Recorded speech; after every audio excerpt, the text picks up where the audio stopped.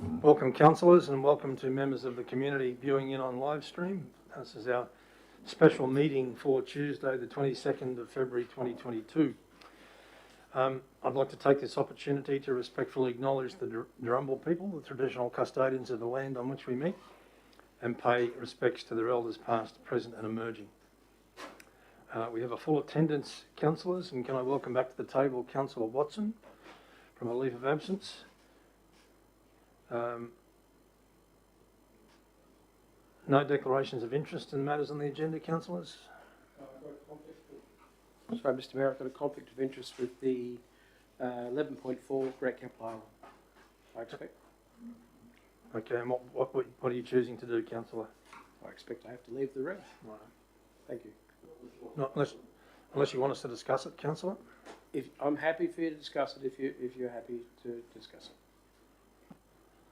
Right, so the questions on notice from Councillor Hutton in relation to capital expenditure on the island. I don't necessarily know that you've got a conflict, Mr CEO. On the basis of simply receiving a question on notice of which information will be provided publicly, it's difficult to see how that would create rise for a conflict. I would agree. Councillor Hutton, you have no objection? All right. Thank you, fantastic. Righto.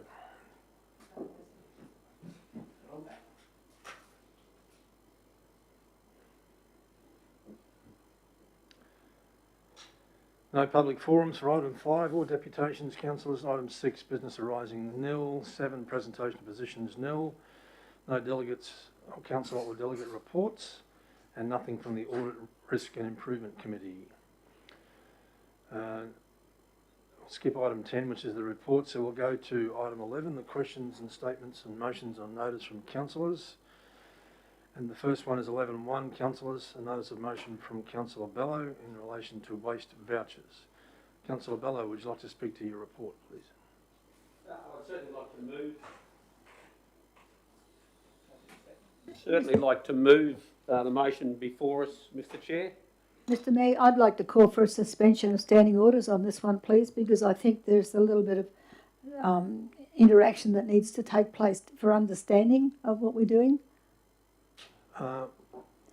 Just a question, Councillor Mather. I mean, we'll obviously go into debate on this. Will your matters be resolved through normal debate? I don't think so, because I'm confused as to what's in the policy, as to what's being included in the policy, Mr Mayor, and I think because of the way it's written, it's not clear to me, that's for sure. So I just need to know. I'm happy to move, I'm happy to support or not support, but I just need to know what I'm supporting, that's all. And that's why I think that there needs to be a few questions asked, unless I'm the only one. But I do believe that this. Councillor Mather, can I propose that we just proceed normally, and then if you want to move a motion to suspend standing orders for further motion? I wouldn't do it later, Mr Mayor. I wouldn't do it later. It's either in the beginning or not at all. So you want to move your motion now, councillor? Yes, please. All right. So we've got a motion from Councillor Mather to suspend standing orders. Just on this item, Mr Mayor. All right, okay. All in favour? Those against? Sorry, 1, 2, 3. 4, okay. Motion is carried. Thank you. Councillor Bello, the floor is yours. Sorry, Mr Chair. So you want to introduce your motion again, sorry? Was Councillor Mather unsuccessful in the procedural motion? No, she was successful. We're basically opening up. But I offered Councillor Bello the opportunity, as he was about to speak to his recommendation, but Councillor Mather? Yeah, Mr Mayor, I just didn't want the mover to get into debate and find out that we've got to sort of backtrack a little bit, that's all.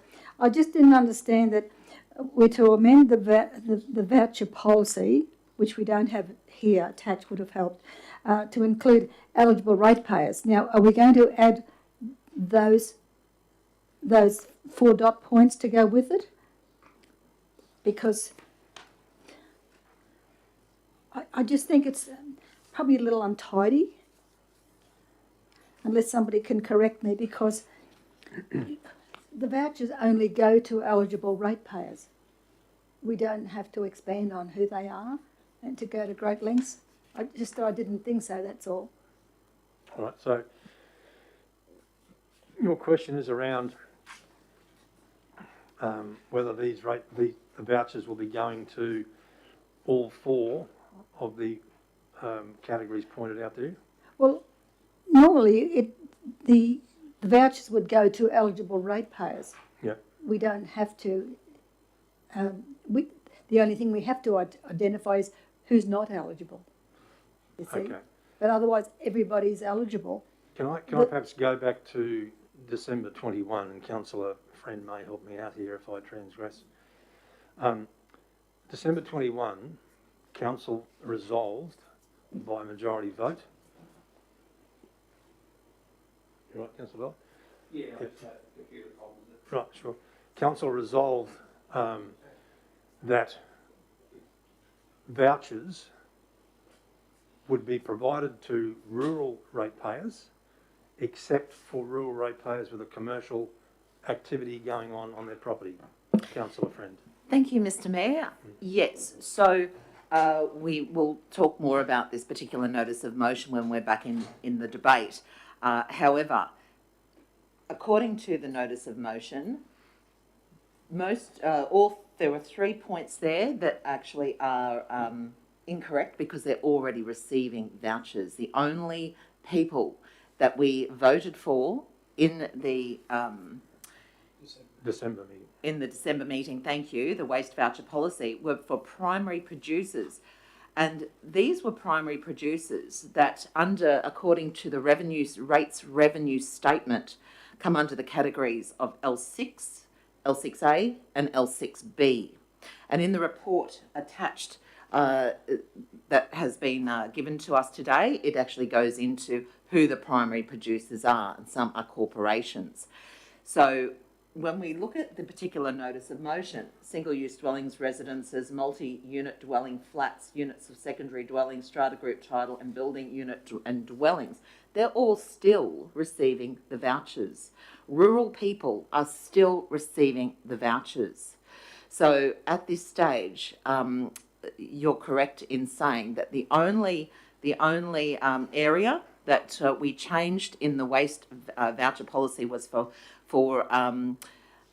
primary production and beef cattle, or where the higher land use is of a commercial nature. And that's what it states in the policy. Thank you, Councillor Friend. Councillor Mather, has that assisted you? No, it doesn't, Mr. Mayor, because I think we're getting into semantics here, where we're identifying some primary producers against others. That's what makes me wonder what we're trying to do here. So may I repeat myself? Sorry, may I repeat myself through the chair? No, there's none, Councillor. Oh, sorry. May I repeat the model myself was blocking it out. Through the chair. So it's only those with a rating category of L6, L6A and L6B, which is actually defined in the rates revenue statement, which is located for all to see on our website. If we look at the actual report that was associated with this notice of motion, it will then break down how many and what the primary producers are and where they are. So at this stage, every single other person who is in a single unit dwelling, residence, multi-unit dwelling, strata group title, whether rural or whether urban, are still receiving their vouchers, and they're not being phased out and they're not being reduced. And this council democratically voted for the budget to be accepted in a democratic way, that we would reduce 2 waste vouchers so as to assist in not ending up in deficit, because those 2 waste vouchers for each member of the community equated to $195,000. And so we wanted to cut the rates, which was... Sorry, point of order, Mr. Mayor. I think we've strayed very far from the motion before us. Thank you. We've suspended standing orders. We have suspended standing orders. So, Councillor Friend, please continue. Thank you. Because we have suspended standing orders, I will continue. So therefore, to listen to the constituents through campaign, and the loudest voices were saying, please help us keep the rates either low, or please help us, we're struggling financially. So in this particular last budget, we managed to not be in deficit as a council, and also we had to look at different ways. And it wasn't just the waste vouchers that were cut. There were other areas of council that we were trimming down as well, in order to give a zero rate rise, a breather for those that pay rates, and to help the community as a whole. Thank you, Councillor Friend. Councillor Mather, any other questions? Yes, I have another question, Mr Chairman. On page 11, it says the residents currently paying $519 annually for curbside collection fund the vast majority of the waste management program. It would appear there that the $519 that they're paying annually is subsidising the others. Would that be a fair conclusion? That's one conclusion to draw, councillors. Yes. Councillor, sorry. So it would appear that people who are paying $519 for a collection are subsidising other people who don't have that collection and don't pay that money. They're actually the ratepayers who are currently paying the waste levy are in a sense subsidising those ratepayers who aren't paying the waste levy but who do receive waste vouchers. Okay, I'll go one step further. I don't know who can answer this one. I believe I have the answer, but somebody else might like to help me out here. How do we pay a contractor? How do we gauge the price we pay a contractor when we have a number of collections on the run?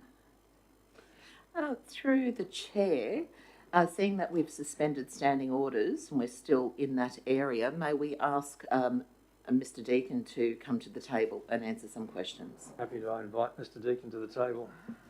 He's the one who can do this. So I think that Where do you get the $519? That's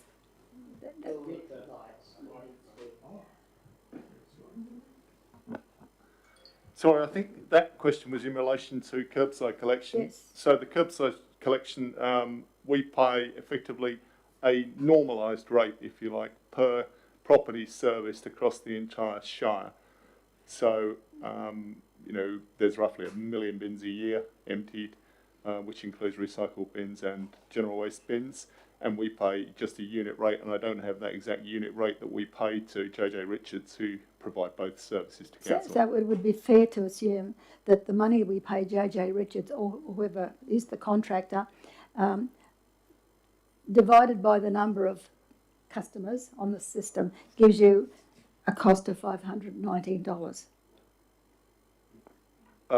Including, yeah, that's the contract. Does it cost more than $500 or less than $519 to provide? No, it costs a lot more, because the $519 covers all of these landfill services. So that's, we've got a landfill contractor who's responsible for burying the waste, covering it daily, it's more than digging just out the new cell. Yeah, and more then than just the curbside collection. That's right, and then we've got all the waste transfer stations and all the associated services that go with that, and then we've got the gatehouse services, if you like, the people who actually man those stations for us. So they're all separate contracts, but we've also got other contracts for, disposal of batteries, gas cylinders, solar panels, the likes. Okay, all right, thank you for that. Councillor Hutton, did you have a question? Well, probably because we're understanding under the absence of standing orders, I thought that I would just offer some commentary in addition to, and I think it's very clear that the $519 collected from curbside collection is not required to provide that service, but to provide the entirety of waste services. So if you are asking, is it a fee for service? Well, it's well and truly beyond a fee for service for curbside itself. Or it could be perceived as being that, but recognising that those funds are used to pay for the waste services holistically, which is what the officers just explained.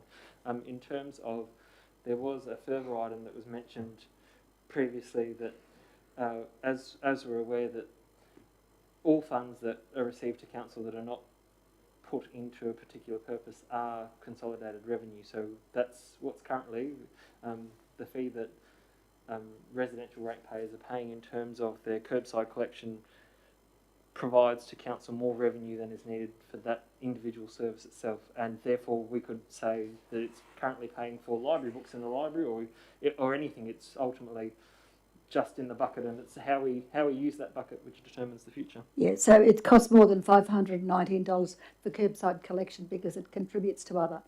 No, To no, others. it costs less than $519 to provide curbside collection. That $519, as the officers outlined in their feedback, Where does the balance go? is going towards the rest of it. all the other waste services, providing tips at multiple locations, providing Okay, etc. etc. etc. okay. Do they also get vouchers? People who've got the curbside collection? Yes, So they share of that cost. Okay, so it'd be fair to say that it comes out of the general fund, the costs over and above? No. It- Sorry, If it, Nigel, you're right. if it costs more than $519, the balance of that would come out of the general fund. That be fair? So There's no other place to get it. that's right, but Yeah. but at the moment, the entire waste business on an operational basis will be returning something into general revenue. Yes, yes. But obviously, we've got very large capital expenditures coming up in the waste business. Things like capping the current landfill cells, and then building some new cells. That's the things we talked about. That potentially $30 million over the next 15 years. And so those are the things that will need general revenue to fund back into the waste business. And those are the liabilities that explain why it may be that waste is actually providing a subsidy into general revenue at the moment, but that won't be the case for the next 15 years. I'm not being critical, I'm just seeking clarity, that's No, all. no, Yeah, sorry, yes, but it would be fair to say too that those people who don't have curbside collection, their general funds would also go towards the servicing of the waste. I guess they will when Yes. it becomes that point when it needs a surplus from elsewhere, Yeah, whereas at the moment it Yeah, doesn't. that's what I'm saying. It's not as if they've been totally carried, that's what I'm saying. They're paying their contribution. Thank you, Mr Mayor. All right. I'm finished. All right. Councillor Watson. So, thanks, Mr Mayor. No, just an idea I had overnight when I was reading all this is I've had many conversations with people in the rural areas, and many are asking if they can have their own collection like everyone else does. And we know that it's not feasible in certain areas and that. But what I had an idea was maybe we could supply these people who do want the bin service, give them the bins, charge them the $519, but they deliver the bin to the tip. The idea being it's a measured amount, because they're all paying enormous amounts of money, I believe, to have their industrial bins at the front of their homes. And I just thought this might alleviate, but put more money in our pocket. It's just an idea. I'm not saying we pick them up. I'm saying they deliver them, and we have a thing set up at whichever tip they go to, where they tick their name off once a week, and it goes from there. I guess there's a significant cost at the moment, which is built into the JJ Richards contract, which is for replacing damaged bins, because lots of people throw their bins onto their trailer and then they take them to the tip and then they drop them and they get damaged, and we end up picking the cost for replacing them.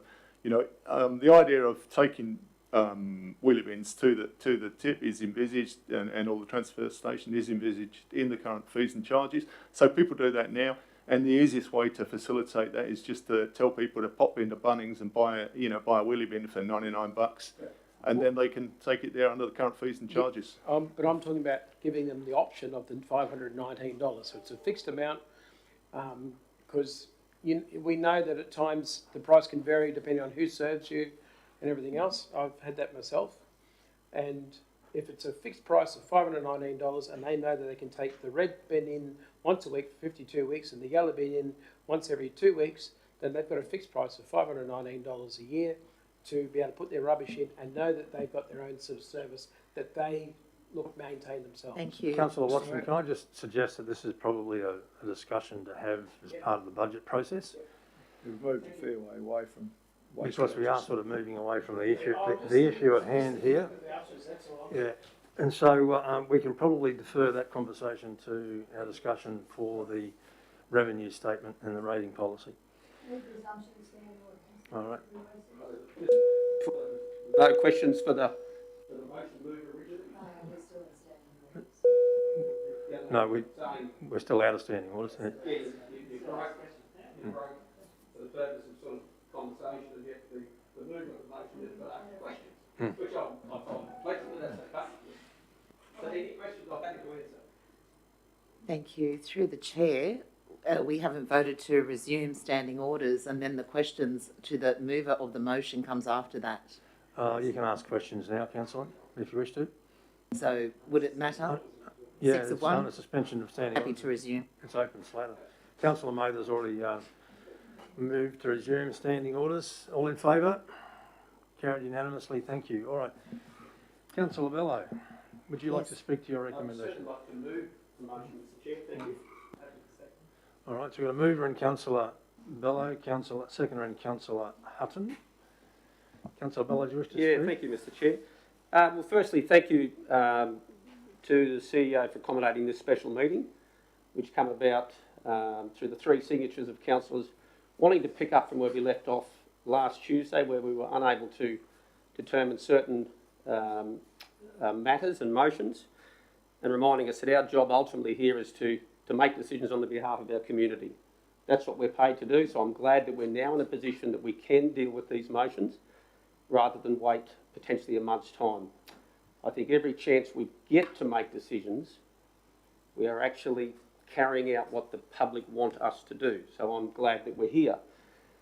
Just to point out a couple of important clarifications. So the motion itself, I've put together to the best of my ability. And I'll be the first to say that some may find it clumsy, some might find it hard to understand. And for that, regrettably, that's my level of capability. But I'll do the best I can to explain what it's about. If anybody wants to support the motion, feels it should be improved, I would certainly welcome that. So there's other classifications in there that are already embedded into our policy. So I've just picked up the policy, changed the policy where I think it should be. Right? I'm not saying that units weren't originally in there, or multi-dwelling units, or strata-tile units. They're in our policy. Okay? It's the second dot point, which we changed as a council a couple of months ago, where we took primary producers out of being eligible and we made them ineligible. Okay, all the other representatives there are eligible and they're still eligible. I agree with that. What I disagreed with was the decision we made to make primary producers ineligible. Okay, and I'm endeavouring here today to convince the majority of councillors that that's actually not a great idea. The reasons for that I'll tell you. When we go to the market on a Saturday morning, for those of us who do, actually before I have a drink of water, just to have a breath. When I go to the market and I buy some pawpaws of one of the gentlemen there, that person's a primary producer. There's another person there that I buy limes off. That person's a producer, primary producer. A couple of months ago, they used to get the same number of vouchers that their neighbour would get. Their neighbour might have been a school teacher or a motor mechanic, didn't work from the property. They left the property to work and make a living. But the primary producer stays on his property, sleeps at home on his property, generates waste there, and now we're saying he should be ineligible. I think here there's something like, what have we got? For example, we've got things like, we could say a grazing or a breeding primary producer. Lives on his property, earns a living there, raises his kids, he's no longer eligible. He gets 0 vouchers. Might be a tropical fruit grower out at Collaral. He won't get the vouchers anymore. Could be a dairy out at Ross Moya. I remember going out there, one of the few dairies in our shire. Councillor Mather would know it well. I think it's Ray Cluse's brother. He won't get the vouchers anymore. The sweet potato grower up there who comes to the market, lovely hard-working people, got dirt under their fingernails. They won't get the vouchers anymore. Why? Because they're a primary producer. Wow. I find that really hard it doesn't sit with me well. I look on that list though, and I think it's great that we've been provided this information at this point, because there are ones on there that I wouldn't think are deserving or worthy of vouchers. For example, maybe forestry and logs. Yeah? I don't think that we meant or intended to remove vouchers off the dairy farmer at Ross Moir. We probably did mean to take them off the forestry and log category. To me, that would make a lot of sense. But the unintended consequence potentially is we captured a whole range of families, individuals who generate income from their properties. Might be out of Bungendara, there's a few pineapple farmers out there. They don't get the vouchers anymore. I don't think that's a good look.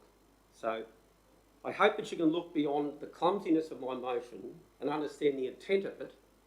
And if you're prepared to support it with some improved changes, and maybe with the will of this table we can do that, we can look beyond the clumsiness of the motion and see what the real intent is here. That will conclude my discussion for now. Thanks, Mr. Mayor. Thank you. I have some questions through the chair. Councillor Friend. Thank you. So a couple of questions. Thank you, Councillor Bello, and thank you for clarifying that. Because these notices of motions are made public, and that could quite easily be misconstrued by many members of the public thinking that they were not going to be receiving their vouchers. So my question to you is, would you actually say that the other 3 points should be taken off and amended and to leave the primary producers on your notice of motion because they're already receiving the vouchers? Look,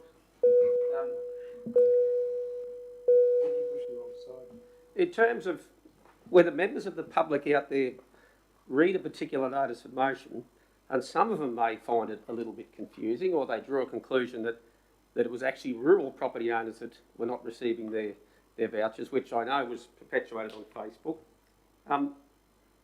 I'm sorry to anyone who's listening who maybe didn't interpret it as I meant. That's going to happen in life. Fair enough. The other elements are in the policy. So I'm actually not pushing anything other than the minor change, or the changes that I think the policy should reflect. Whether you want to leave them in or leave them out is of no consequence to me. So my other question to you, Councillor Bello, is that it is only those with a category rating of L6, L6A and L6B under primary production. Are you absolutely convinced that the people, the fruit grower, the vegetable grower, all of these are under that particular rating category in their rates? To the best of my ability, I'll try and answer that question. In our policy, it states clearly who is ineligible. Like, it'd be good to have the policy up there so we could look at it and read it yourself, where it says these people are ineligible. Primary producers are ineligible. I don't know how much more clear. The policy was written clearly, because I understood the policy when I looked at it. Primary producers ineligible. Hang on. What do you mean? Barry Brooks out at Bungendara, and the guys at Ross Moir are not going to get them, and their neighbours are going to get them. That's crazy. I think it's crazy. And I say that respectfully, that I just don't agree with it. Sure. So, thank you, Councillor Bello. May I ask another question, please, through the chair? And I really appreciate your answer, and I respect it. And now I understand where you're coming from. So so the policy actually states excluding primary production and beef cattle where the higher land use is of a commercial nature. That's what it states. So would you, through your agreement, would you please kindly agree to amend your notice of motion? as I said, I'm happy to amend it, but understand primary production is what makes these people ineligible. Like primary producers, whether they're commercially really, really viable, or they're mildly viable, or they're losing money, they are all primary producers. That's how we've classified them. That's what makes them ineligible. Well, perhaps we could seek some clarification as to what amendments you're proposing, Councillor Friend. Thank you, Mr Mayor. So if we could go back to the agenda. So that council amend its waste voucher policy under section 4 definitions to include, to include eligible ratepayers. So we are already including eligible ratepayers under that policy. So my advice is to reinstate primary producers and beef cattle properties, including where the higher land use is of a commercial nature. Just keep that one in. Everything else, reinstate, and primary producers. Single-use dwellings, residences, we don't need to amend or reinstate them, they're already there. Multi-use dwelling, flats, units of secondary dwellings, we don't need to reinstate them, they're already there, they're already receiving their vouchers. Strata group, title and building units and dwellings, we don't need to reinstate, we don't need to amend, they're already there. So that's what I would advise. I'd suggest the amendment. Very comfortable to remove whatever dot points there are felt to be superfluous to the intent of the motion. Yep. Given that whenever we amend policies, right, the whole thing is captured under the policy amendment. Like there may only be 3 or 4 amendments in a policy of 1,000 lines. Okay, that was the eligibility category there. Okay, that's what I've drawn up and pulled up to say, have a look at this. The point I want to change is the one about primary producers. I'm happy to have those other ones removed from the motion, Mr Chair, no problem at all. I've got a question from Councillor Hutton. Councillor Hutton. I just had a query in regards to the word reinstate. Because the policy was brand new when it was adopted in December, you couldn't reinstate something that hadn't previously been in a policy, so you'd have to amend the policy to include. Trying to help support accepting. So just we get that clear, as to what you're looking at now, I can understand where your proposed amendment comes from. Councillors, can I suggest maybe a short break while we actually get something drafted and we can basically put it up on the board so that we all understand what it is we're going to be voting for? Yes, it's becoming quite confusing, isn't it? Yes, all right. So procedural motion, take a 5-minute break so we can get this sorted out. All in favour, thank you. Thank you. Carried unanimously.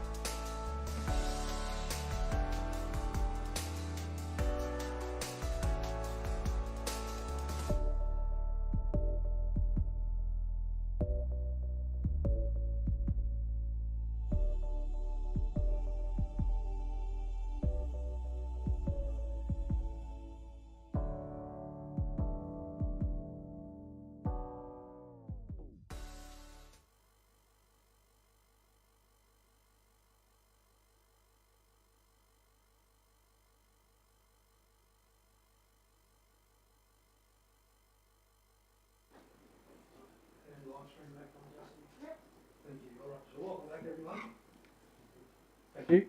Welcome back, everyone. We have an amended motion now from Councillor Bello that reads as follows.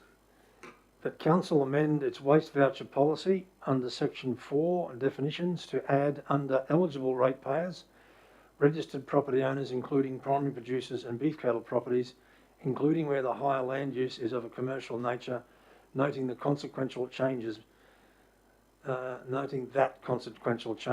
may be required to Council's revenue statement to give proper effect to this change.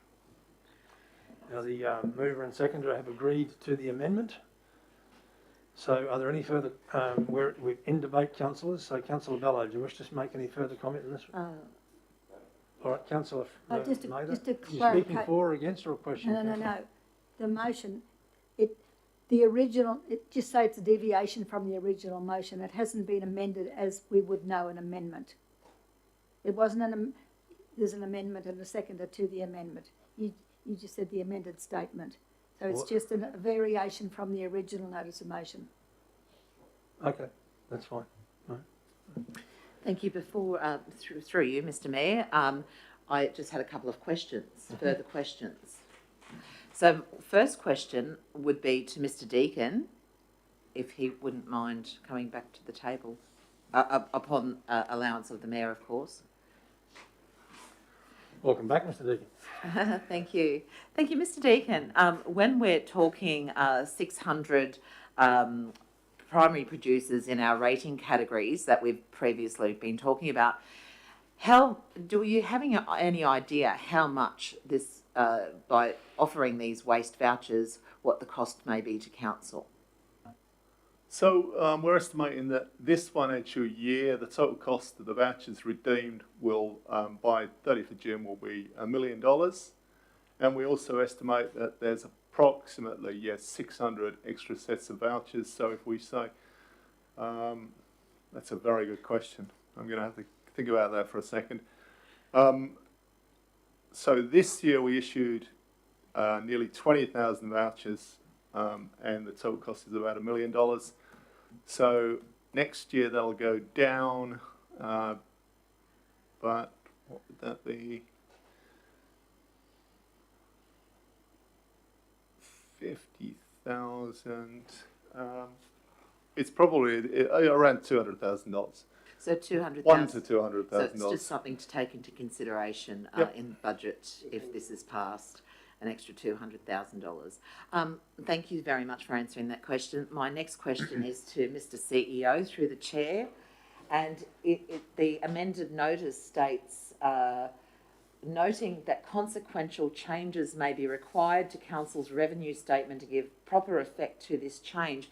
Could you explain that to us and also to the members of watching?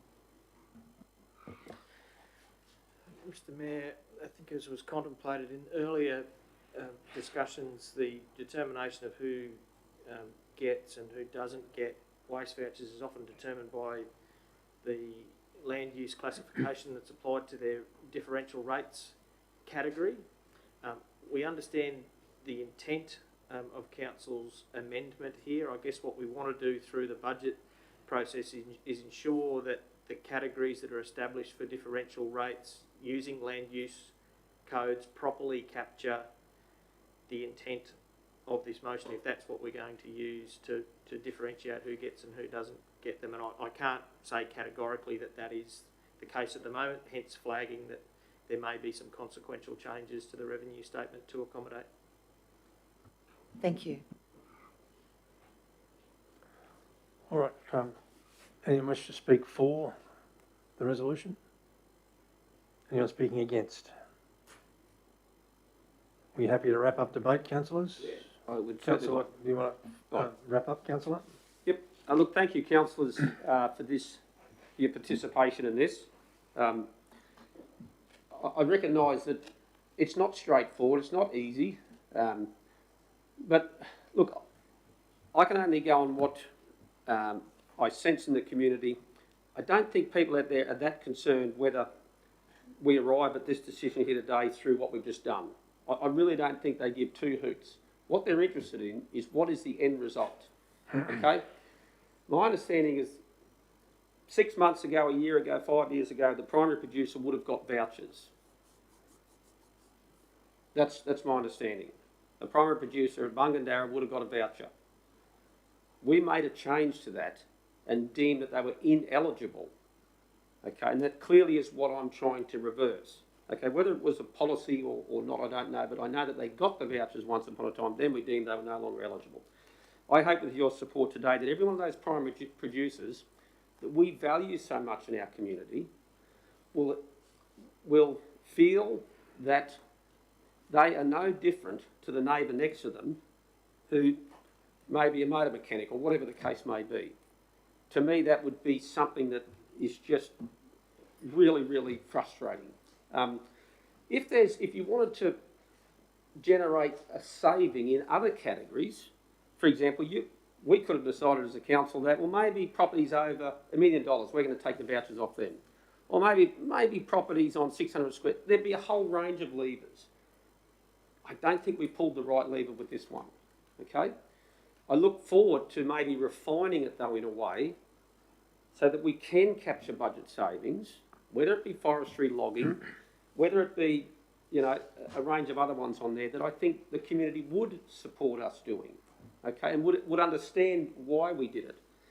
So, thank you for that, Mr. Chair and fellow councillors, appreciate it. All right, councillors, debate is now closed. We'll go to the vote on this one. Got a mover, Councillor Bello, a seconded Councillor Hutton. All in favour? Those against? Carried. Thank you, councillors.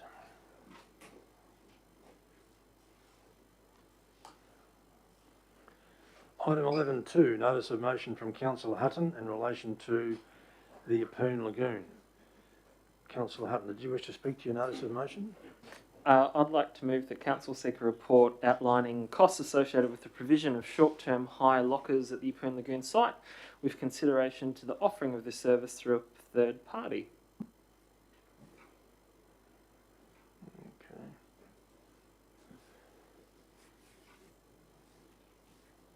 So we've got you're moving this, Councillor Hutton. Can I get a seconder, please, councillors? Seconder Eastwood. Councillor Eastwood, thank you. Councillor Hutton, did you wish to speak to your report, your notice of motion? Happy to speak to it in debate, Mr. Mayor. All right, thank you. Councillor Mather. Just a question, Mr. Mayor. Mm. Is there some investigation already undertaken at the moment to deal with this? My understanding, Councillor Mather, is that there is an RFI that's already been issued for lockers at the lagoon. So that again, an RFI. An RFI, request for information from service providers who provide locker services to facilities such as the lagoon. An RFI has been issued to or for those sort of providers, those sort of contractors, to provide a expression of interest to council. So that's opposed to Councillor Hutton. That's in addition to what Councillor Hutton is asking. Okay, so Hutton's we're very easy. we're dealing with two different parties here. Is that right? No, it's a similar issue. Ultimately, the request for information will pretty much answer most of Councillor Hutton's questions, I would think. And so ultimately, I guess all this resolution will do, if it's passed, is confirm the RFI process. Okay. Okay, thanks, Mr. Mayor. I have a question through the chair to Mr. CEO. Mr. CEO, we have all been sent an email only recently, all of the councillors, in relation to that request for information was sent out. Attention, this it was a proposal that was sent to 5 suppliers to find out further information and regarding the installation of lockers at the Yeppoon Lagoon. This council spoke of this in 2020, and council have been working behind the scenes to try to find out more information, who would supply them, etc., and install them. So my question to you, Mr. CEO, is that hypothetically, if this motion does not get up at the table today, would that mean that all of the hard work by the officers cease?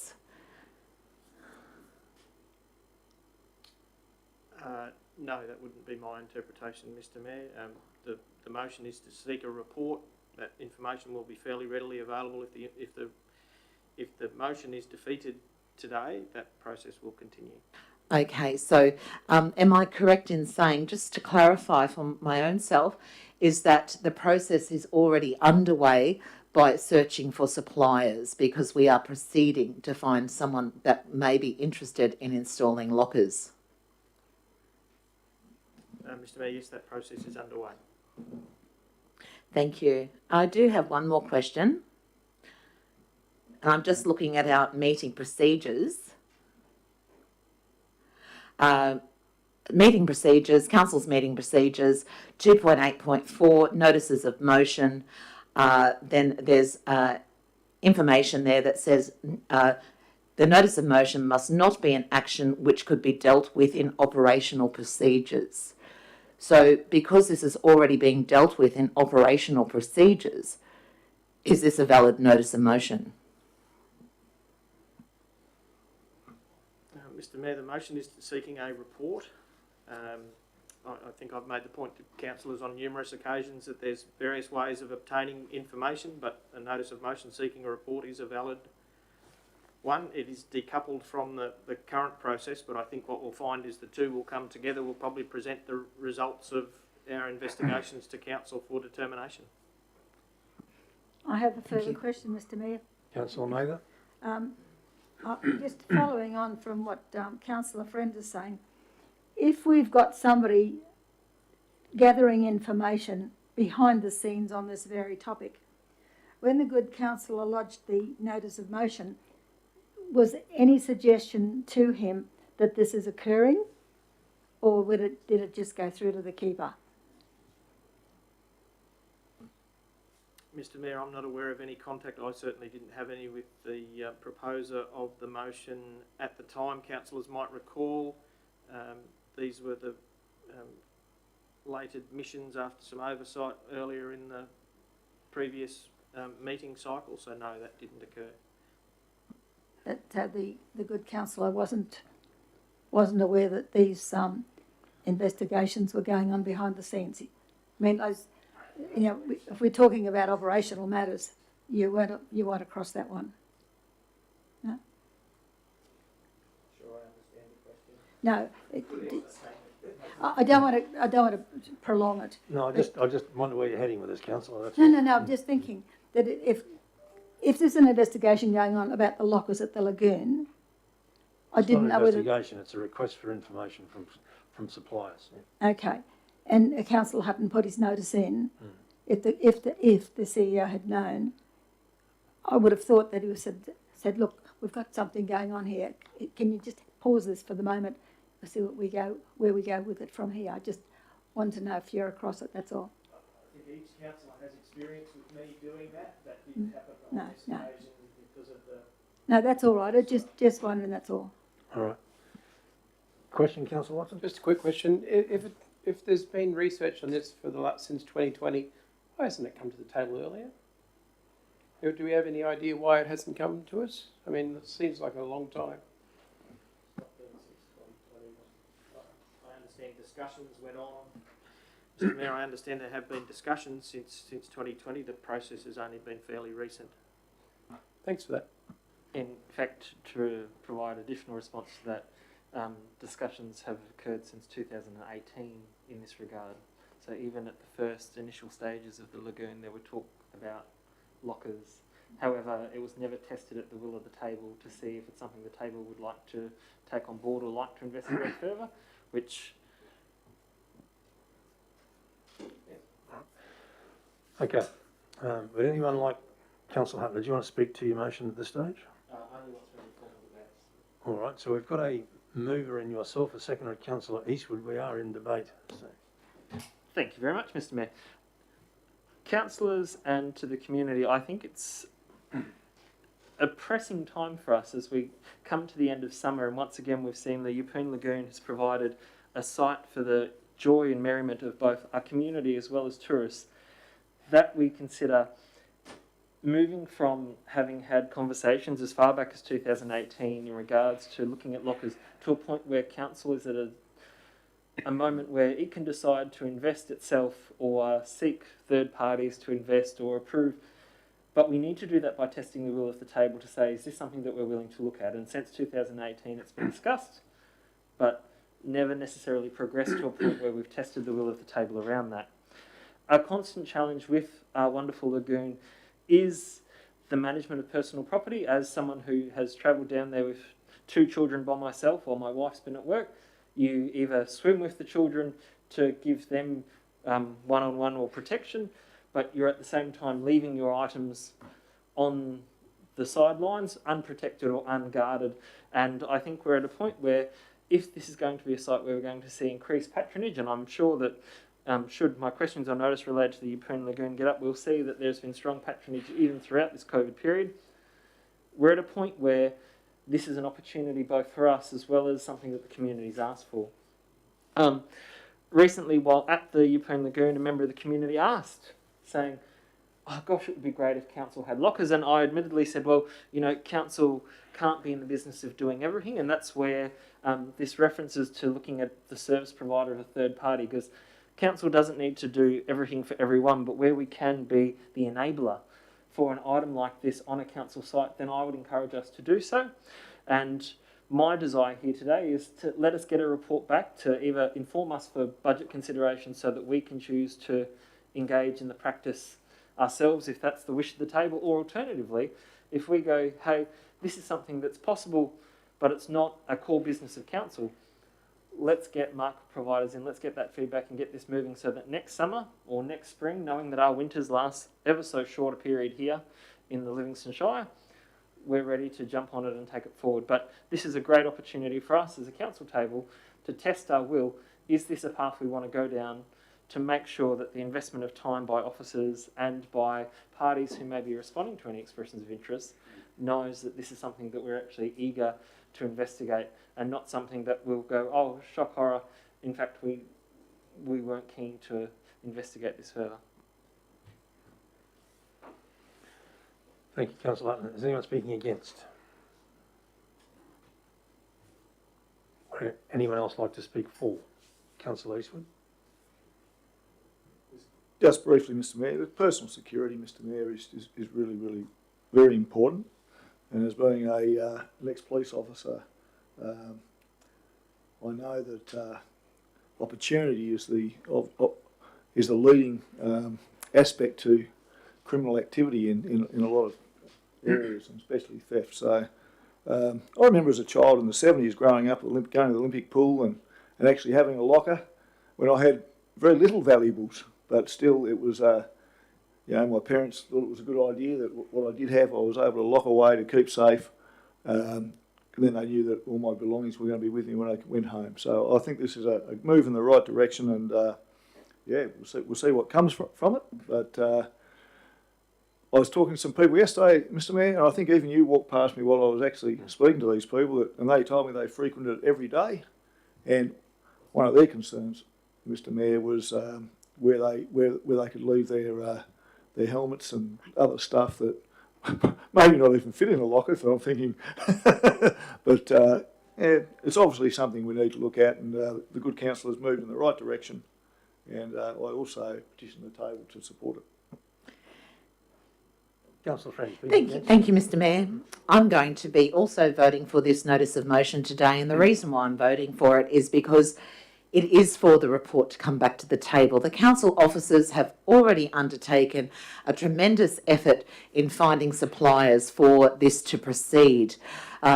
This would have proceeded, as we've heard from the Mr CEO, with or without this notice of motion. But for that reason, I'm happy for a report to come back to the table, and I thank the councillor officers for getting it to a stage where we are looking for suppliers, and they're being very proactive. Thank you very much. Thank you, Councillor Friend. Does anyone else wish to speak to the motion? All right, well, I endorse Councillor Friend's comments, and can I thank the officers through you, Mr CEO, for their work on this so far, and congratulate them on taking the initiative for this, because I agree with Councillors Hutton and Eastwood. Security at the lagoon is paramount, and I was there on Sunday afternoon with my grandchildren and had a bag sitting on the lawn area, and one eye was on my bag and the other eye was on my grandchildren swimming. So it was a little bit daunting in that sense. Not that I necessarily distrust members of the community, but one's never certain. All right, so Councillor, did you want to wrap up? All right, so we'll close the debate, councillors. We've got a move on Councillor Hutton, seconded Councillor Eastwood. All in favour? Carried unanimously. Thank you. 11.3, notice of motion from Councillor Hutton promoting kindness and harmony. Councillor Hutton, did you wish to speak to you? Move your motion, please. Yes, Mr Mayor. I'd like to move that Council investigate a single round grant program promoting kindness through action, consisting of $5,000 available in small grants achieved potentially through an amended grants policy which allows for micro-scale responses and individual and for-profit organisations' participation, ultimately to explicitly promote well-being and harmony in the community. Thank you. So you're moving, Councillor Hutton. Can I get a seconder, please? Councillor Bello was quicker, I think. Councillor Eastwood? All right. All right, so any questions? We're going to move in a second. Any questions? Councillor Watson. Mr Mayor, I'm just, Councillor Hutton, I'm just wondering, is this a total of 5,000 or multiples of 5,000? No, a total of 5,000 was my ambition. I thought that it's an exercise worth undertaking, but an exercise that we should be limited in having a go at. And how would you suggest people were able to access this 5,000 if it went through? So, Councillor, what I'm seeking is that by amending our grants policy, we'd continue the same sort of philosophy of using Smarty grants to do some sort of assessment of them. But that's why council needs to investigate it, because the council officers will need to see how would that take shape, because obviously we need governance the same as we would for any other grant round.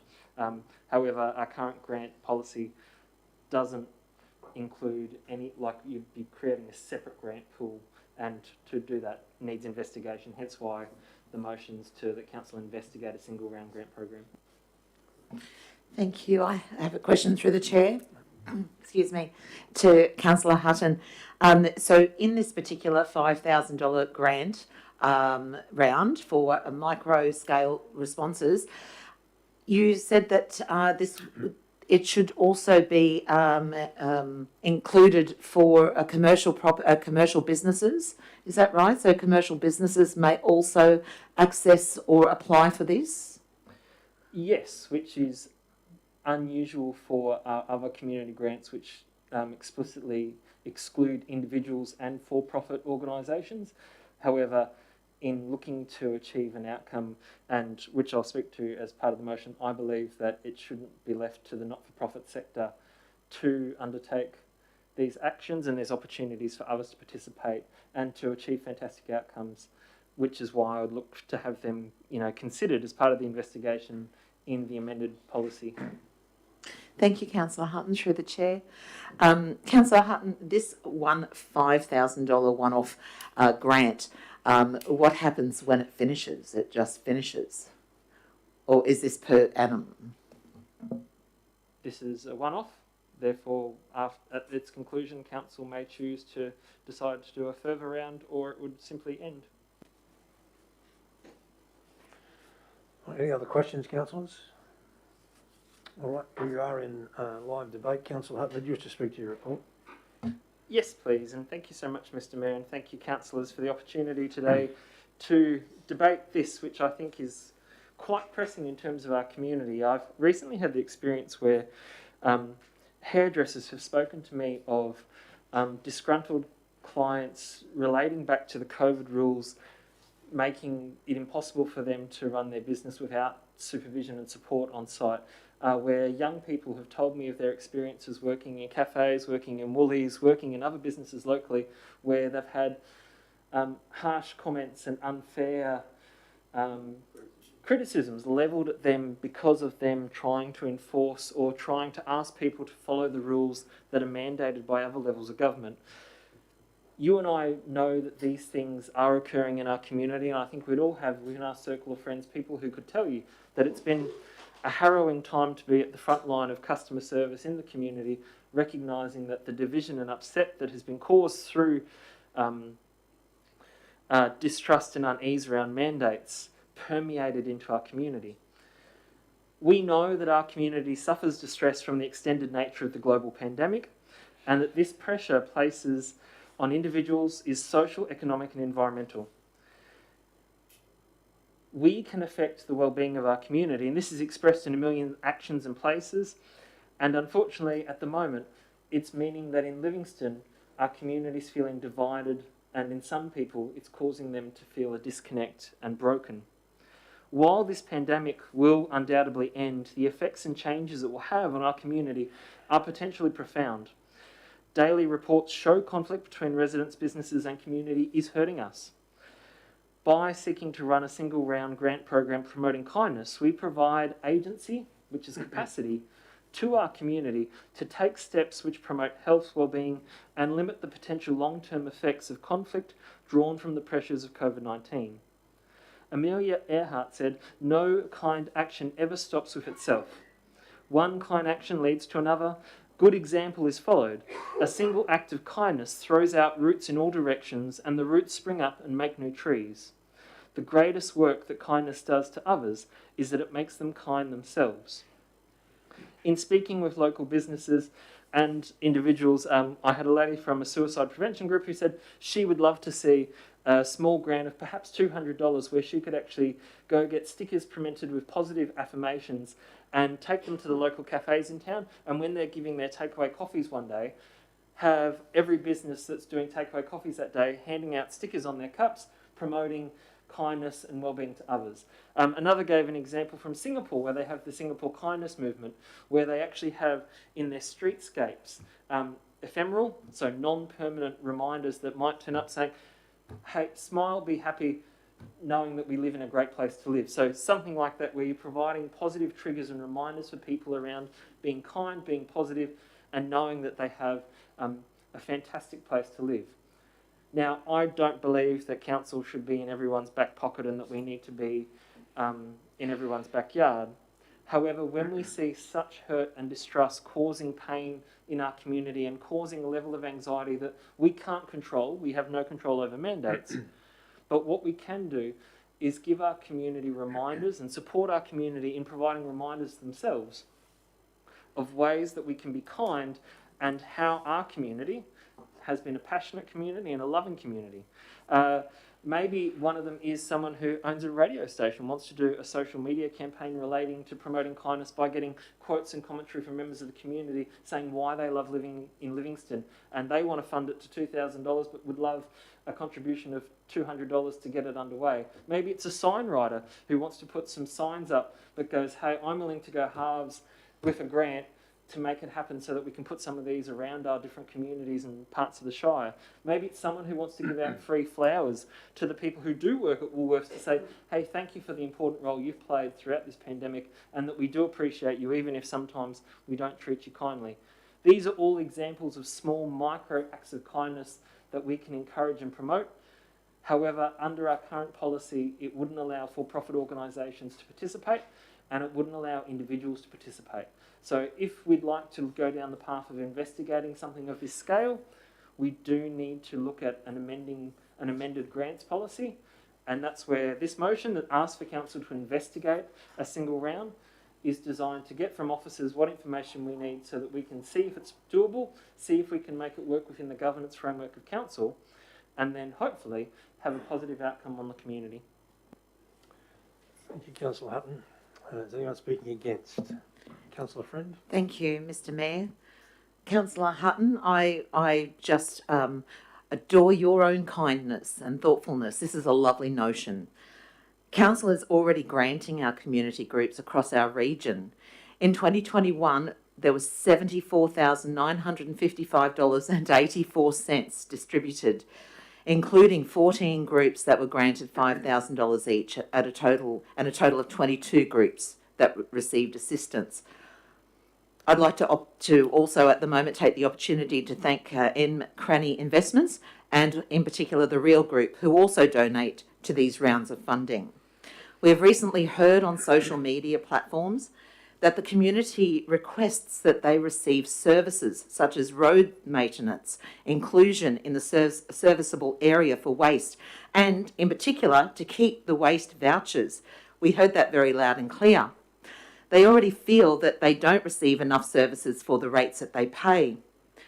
Once again, this is a beautiful thought to write 100 thank you cards, offer half-price coffees, and hand out free flowers. This notice of motion to include profit organisations' participation is also very gallant. However, if you ask the average person on the street if council should give their rates revenue to a profitable business, I'm not sure this would pass the pub test. And for this reason, I'm not voting for this today. Thank you, Councillor Friend. Would anyone else like to speak for? Councillor Bello? Yes, Mr. Chair. Yes. I'm prepared to support this on the grounds that I think it comes out of the curiosity that I have towards, and perhaps Councillor Hutton does as well, whereby our community is under enormous strain, especially in that retail sector where people have been incurring the conflict that has come about through the COVID pandemic. This is a curiosity that says, how could we actually invest $5,000? This is a curiosity that is asking the question and prepared to look and investigate and consider. That's what it's about. It's a curious mind that says, hey, I see this problem. I wonder whether we could find a solution to improve it from what it currently is. Who knows what comes back? Who knows what other councils are doing? At the end of it, the exciting thing is then you'll be informed. Your curiosities will be satisfied. And you may say, you know what? Because of those reasons, I ain't supporting it anymore. Or because of those reasons, I would love to support this and see the goodwill and the harmony nurtured in our community. What a great thing. That curiosity is one of the most special things that you can have as a person to try and make something better. That's why I'm totally fine to support it. Thank you. Thank you, Councillor Bello. Councillors, I too applaud the sentiment of this, and I think kindness is a much underrated virtue and an underrated practice. However, I too will be voting against this because I've had conversations with a number of people over the last week as well, and comments that have come back to me have been, well, I'd actually prefer the $5,000 to go to my sporting group or my community group. Personally, I think the argument for providing some additional funding to some of our other services stands up here. For example, strengthening family connections. If families are finding it tough at the moment, that to me is an appropriate area of our operations to resource with an additional $5,000. So it removes some of the social and economic pressures for those families. I'm not suggesting we give $5,000 to strengthening family connections, councillors, but I'm just making the point. So, whereas, as I said, I do applaud the sentiment here, I will also be voting against it for those reasons. Councillor Mather, you voting for? I'm voting against, Mr All Chairman. right, can I just give me a chance? Councillor Eastwood? I'll speak for it, Mr Mayor. Yep. Thanks for your comments, particularly Mr Mayor, but I believe that $5,000 isn't enough to make much of a difference anywhere else.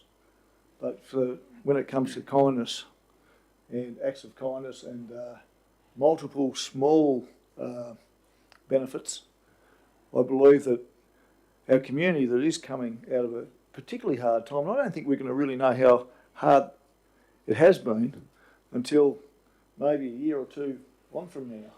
And as someone that's spent a lot of time working with people that have been doing it tough, that have had a lot of heartache and pain,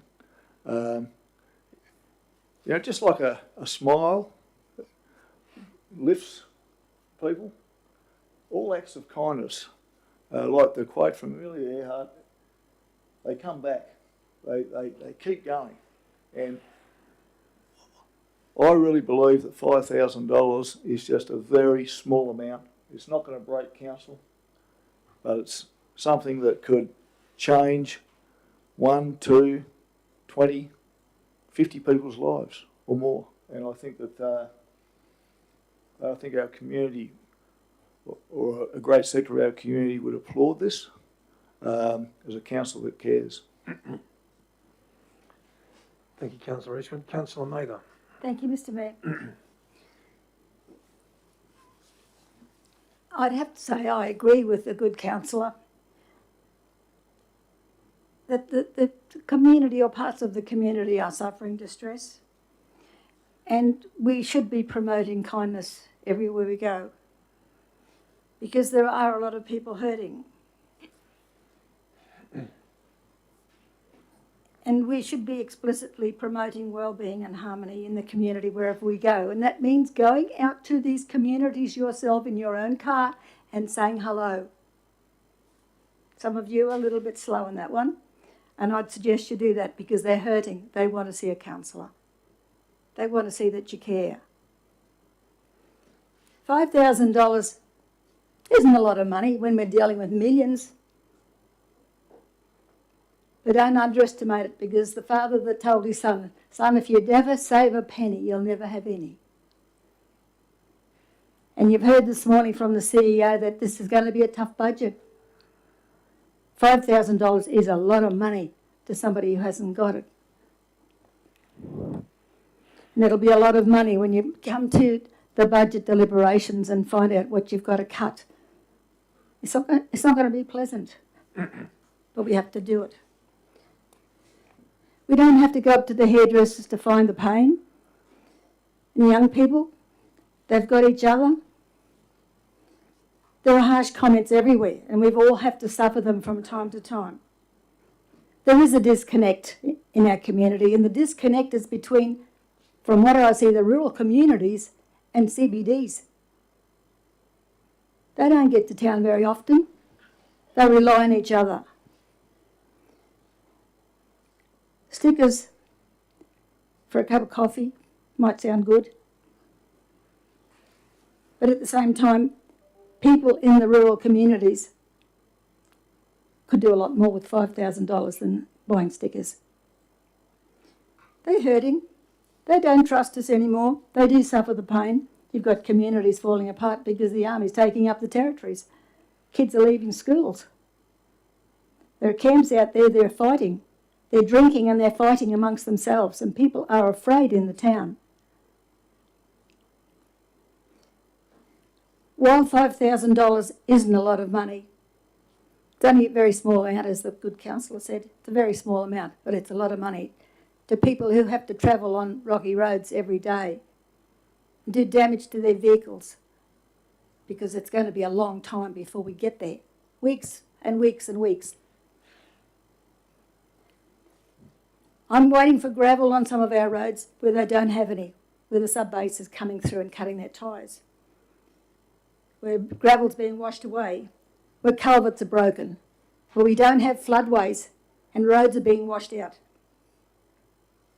where the pipes aren't big enough and it's causing flooding to houses, where people have to have repairs to vehicles and the school bus as well, because they have to travel on our bumpy roads. And it's dry. Let's face it, the road's going backwards because of the dry weather. We need lighting in places as well. I could name a lot of jobs that need to be done, but they won't do it for $5,000. It's goodwill that'll get these things done, and not all at once, over time. But let's get ourselves out of the urban thinking and start looking wider and having a look and see what's out there, see what other people are feeling. And as I said, go there. That will be their greatest joy, and it won't cost you $5,000 to go there and make them feel welcome. Thank you, Mr. Mayor. Thank you, Councillor Mather. Any other councillors wish to make a comment? Just open the floor. All right, Councillor Hutton, did you wish to wrap up? Yes, thank you, Mr. Mayor. And thank you very much, councillors, for your contributions to the debate. In closing out the debate, I think it's important that we remember that the fabric of our community is woven through its people. As an organisation, we have at least $50 million in the bank, and in fact, I think it's more like $70 million at the moment. We have $13 million, which has been drawn down from our capital program at the last meeting of council, which means that that money will not be spent this financial year. I believe of council philosophically as two things, and we have two roles. The first is that we are a service provider. The community doesn't want to hear us talking about water, waste or rubbish. They just expect that we do those things and we do them really well, and they don't want us in their back pocket. The other responsibility we have, our other role, is about how we build and support our community, which is where the other side of what council does, through strengthening family connections, through the community centre, all come to the rise. In response to natural disasters in recent years, we've held thank you barbecues. We've funded projects in communities to the tunes of hundreds of thousands of dollars. Sometimes we've stayed in federal government support, but every time recognising that bringing people together, giving them the opportunity to heal, to share, helps. It helps keep our community together. It helps make our community strong and resilient so it can take on the challenges that we don't see coming around the corner, but undoubtedly will be there. This week we saw the anniversary of Cyclone Marcia, and it was an opportunity to reflect on how strong and resilient we've been in that we had that huge tragedy, but we saw the best come from our community and our community's efforts. We saw people helping each other on the street. We saw people showing kindness, providing electricity to those who didn't have power. We saw many acts of kindness. I believe that as a council, we must invest in our community and in our community's people. This is a very small price to pay at $5,000, and as Councillor Bello stated, it's a very small price to pay for what is a curiosity. can we help heal our community and some of the wounds that have been created over the last 2 years of COVID-19? Can we make someone's day? And to any member of the public who has fears around the expenditure of $5,000 towards something that ultimately is about the heart of our community, I would say it's worth every dime, it's worth every cent. Because if we can make that difference, we know that our community will be better today, it will be better tomorrow, where if we do nothing, and in 6 years' time or 5 months' time or whenever, go, oh, our community seems really broken, we've not taken the chance that we had to help make a difference on that journey. Thank you, Councillor Hutton. All right, debate is now closed, councillors. We'll go to the vote. We've got a mover, Councillor Hutton, seconded Councillor Bello. All in favour? 3 votes. Those against? Motion is lost. 11.4. Questions on notice in relation to Great Keppel Island. Councillors, you've read, before we go to Councillor Hutton, you've read, are there any questions on this notice of motion?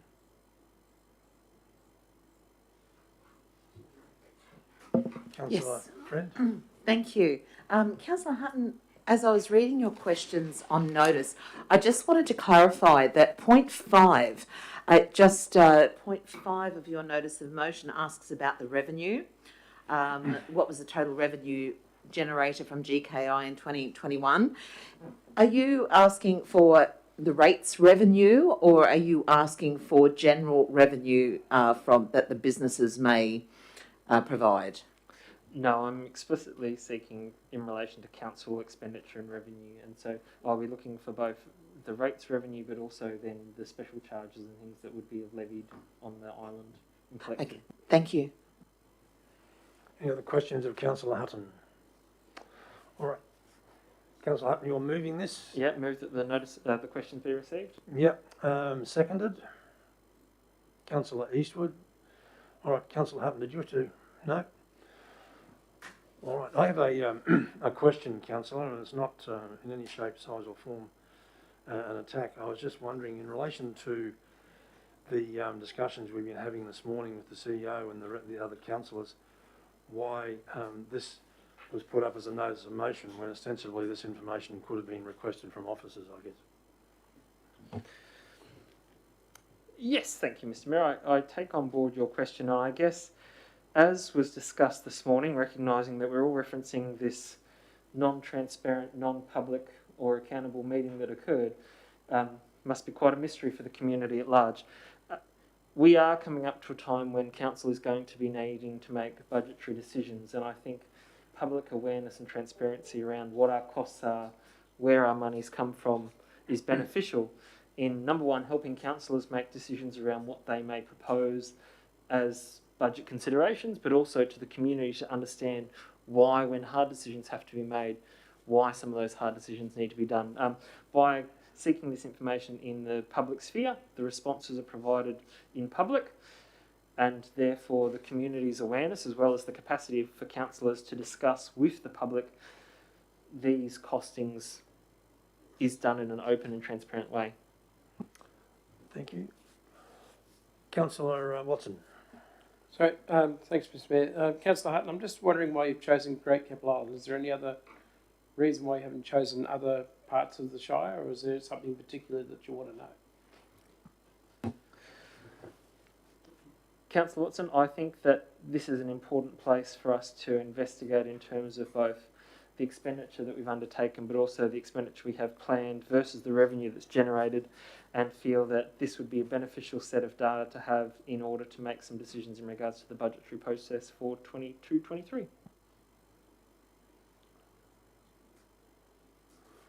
All right. Any other questions, councillors?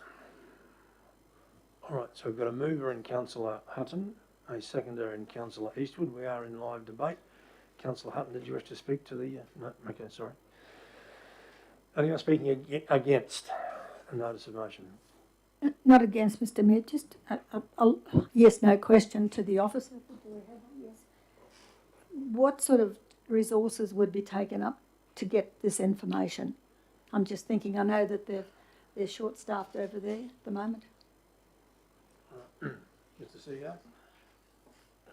Mr. Mayor, I wouldn't have thought it's a particularly onerous request. It might be an hour or two.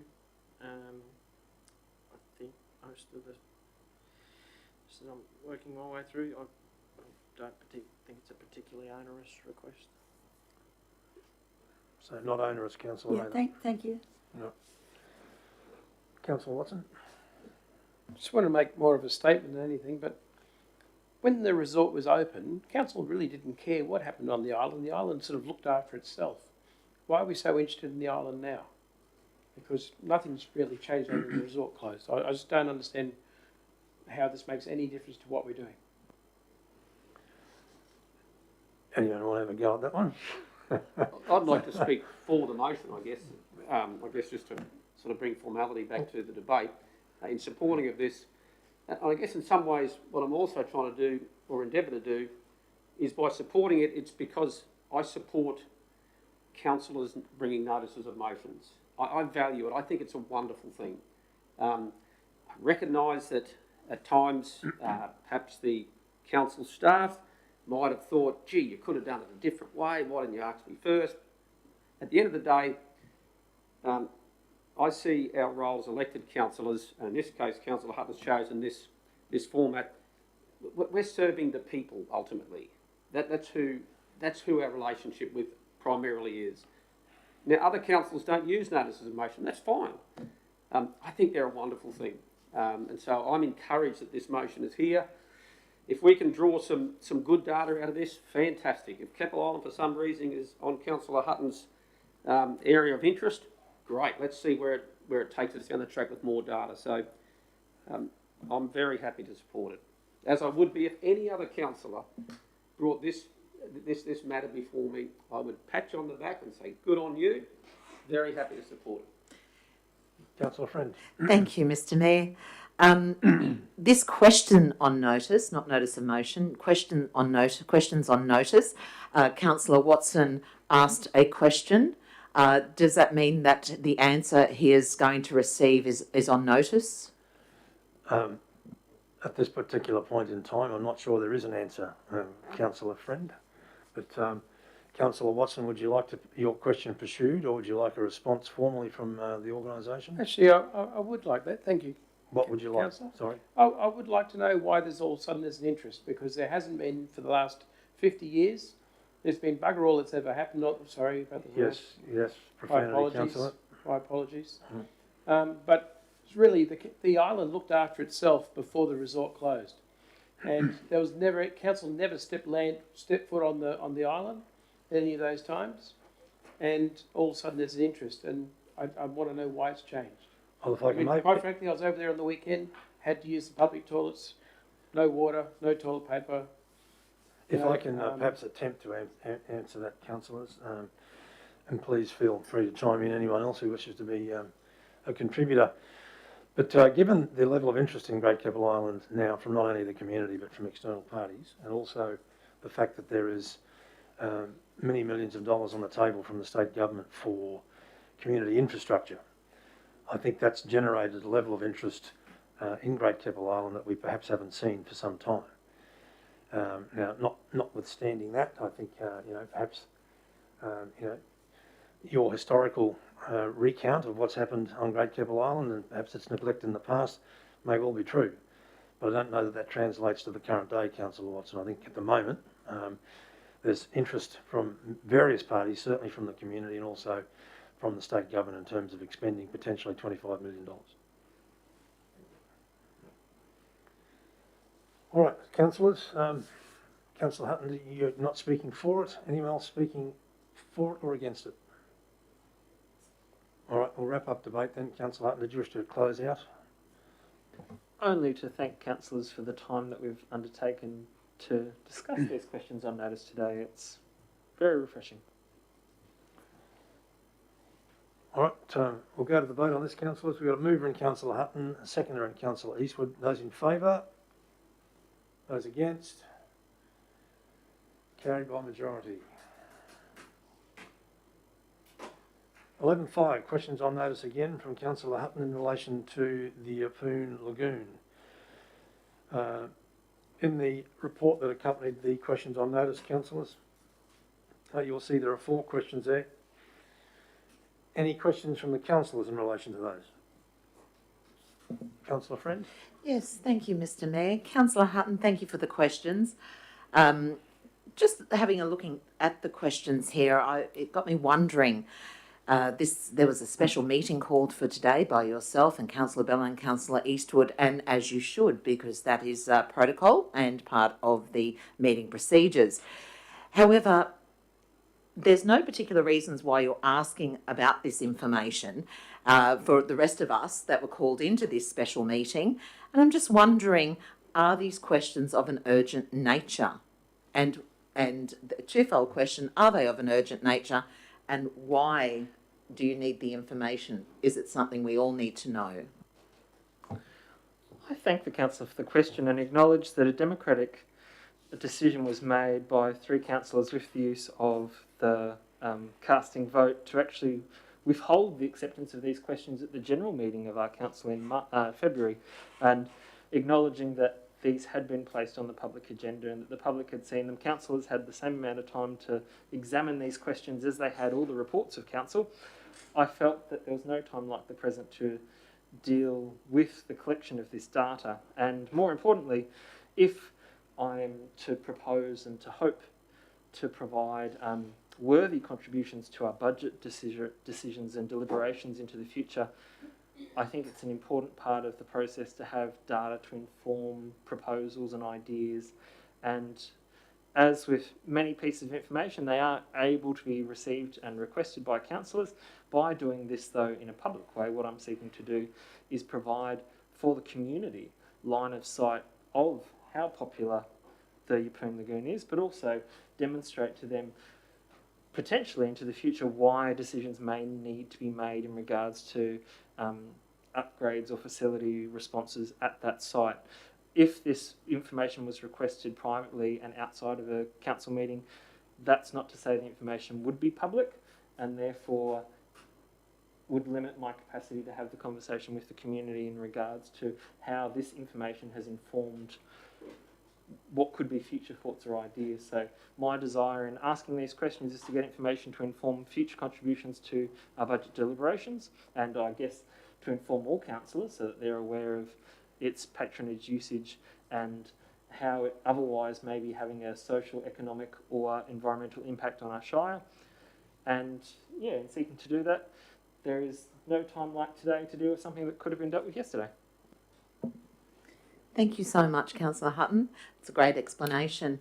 My next question is to Mr. CEO in relation to data collection through social media usage, likes, etc., and response rates collected. Is this a difficult task, or will it take up a lot of the officer's time?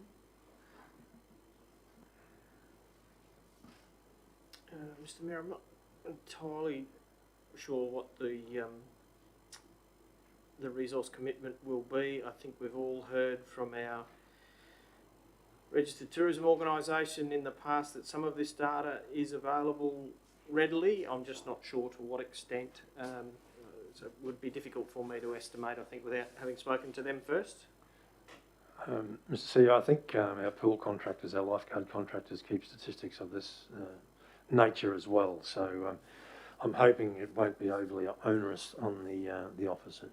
And council is the administrator for a Facebook page called Yeppoon Lagoon, as well as providing socials on Instagram and other sites. So as council is the owner of those devices, I think the collection will be easy enough from the administration point of view. Just it's something that a member of the public or even a councillor can't see, as we're not the owner of those pages. We only see the forward-facing side.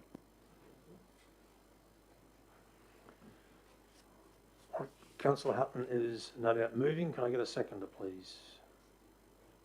Councillor Eastwood? Councillor Hutton, did you wish to speak to it? Okay. Anyone speaking against the question on it? Yes, Mr. Mayor. Councillor Mather. I just noticed that one question that's glaringly missing is what expenditure has council afforded the lagoon since its operation, and is likely to expand due to repairs that need to be undertaken.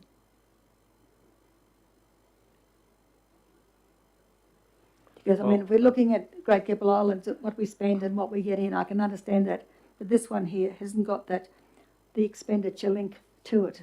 Well, noting your comment, Councillor Mather, the questions on notice belong to Councillor Hutton, so any alterations to the questions on notice will have to come from him.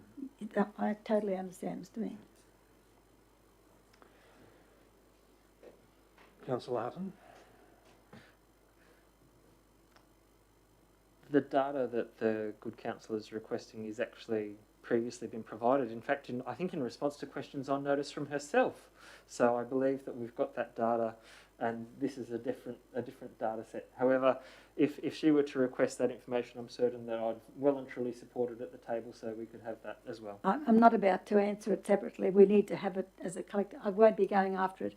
But, I can support Councillor Hutton here. I've actually seen a response from the officers in relation to that in recent times, and it might have been Councillor. Yeah. Yesterday. If we're asking a question, Mr Mayor, there's got to have some balance in it. That's what I'm saying. If we did it for the island, what comes in, what goes out, we're missing the gap. What goes out? They're two separate venues, Councillor Mather. Well, does it? I'm not sure it does, but anyway, I'm not going to argue the point. All right, so Councillor, got a mover in Councillor Eastwood, seconded Councillor, mover in Councillor Hutton, seconded Councillor Eastwood. I'm going to go to the vote on this and close debate. All in favour? Those against? Carried by majority.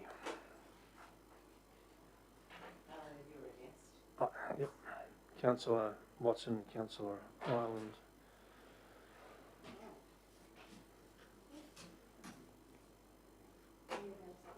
Yes, I was. Councillor Watson, and myself. All right. So, councillors, that being the last item for discussion on today's agenda, given there are no further items for discussion on this special meeting, we shall close it. I thank you for your attendance. Thank you to those members of our community who viewed in